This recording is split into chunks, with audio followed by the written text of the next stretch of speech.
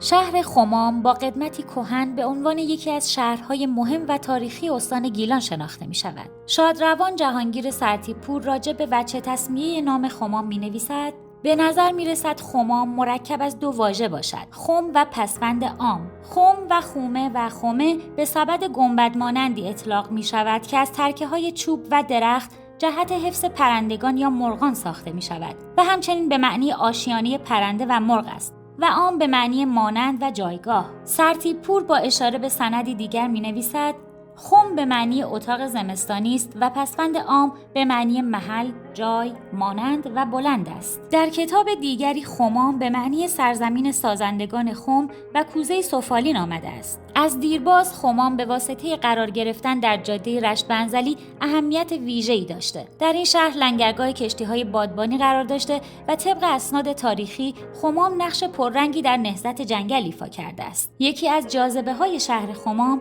یکشنبه بازار است. Ay Nuri, bu da Ay Nuri.